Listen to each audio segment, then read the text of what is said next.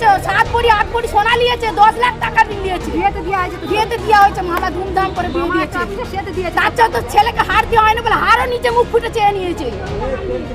সেই সব দিয়েছে, তা তো ওদের মন করে না, তা তো আমাদের মেয়েকে মেরে দিল ওরা 4 জন মিলে। এক গৃহবধূকে খুন করার অভিযোগ উঠল স্বামী সহ শ্বশুরবাড়ির লোকজনের বিরুদ্ধে। ঘটনাকে ঘিরে উত্তেজনা ছড়ায় আরামবাগ থানার অন্তর্গত দক্ষিণ রসুলপুর এলাকায়।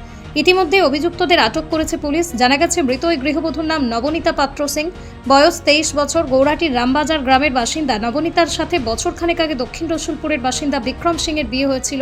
নবনীতার বাপের বাড়ির লোকজন অভিযোগ করে বলেন, আজ রবিবার সকালে হঠাৎই নবনীতার শ্বশুরবাড়ির লোকজনেরা ফোন করে খবর দেন যে নবনীতা অসুস্থ, তারা যেন এসে দেখে যান। কিন্তু তাঁরা গিয়ে দেখেন নবনীতা বিছানায় মৃত অবস্থায় পড়ে রয়েছে। তাঁর শরীরের বিভিন্ন জায়গায় আঘাতের চিহ্ন রয়েছে এবং পরিবারের সদস্যরাও উধাও ছিলেন।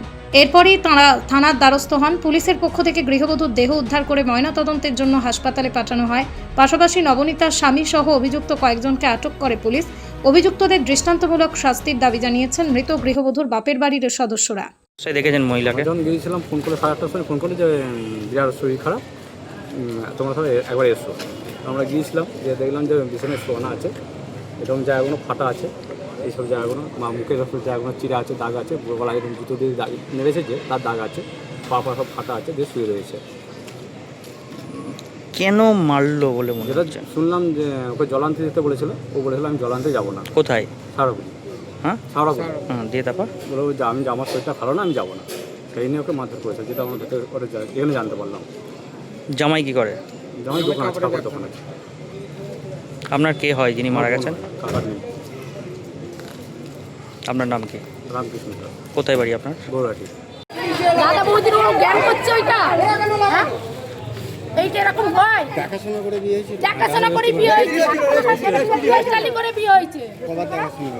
হ্যাঁ 2-3 বার ধরে। হ্যাঁ 2-3 বার। মামা অত বড় অফিসার, সেও গেছে 2 বার। হ্যাঁ ওরা অত মানুষ যে অত বেইমানি হয় সেটা আমরা ভাবতে পারিনি।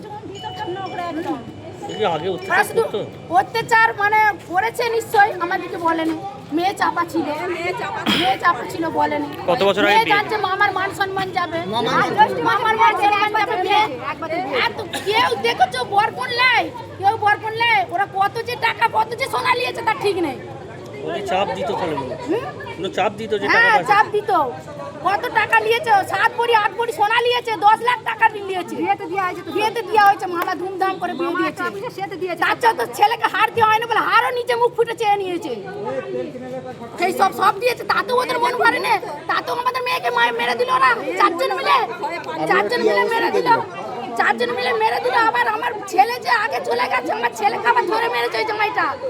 তখন মোড়া হাতে পড়ে রয়েছে, যে শুধু বলেছে জামাইবাবু কি হয়েছে, তা না করে আমার ছেলেকে মেরেছে। কি অবস্থায় গিয়ে দেখলেন? যে দেখুন তো শুয়ে আছে। ওরা তখন দেখছে সব গোটা ঘরের আলমারি খোলা, সব গুছিয়ে নিয়ে হাট বেঁধে নিয়ে ওরা মোটামুটি আমাদেরকে ফোনটা করে কেটে পড়েছে। শ্বশুর শাশুড়ি ননদ 4 জন। কাকে ধরেছে পুলিশে?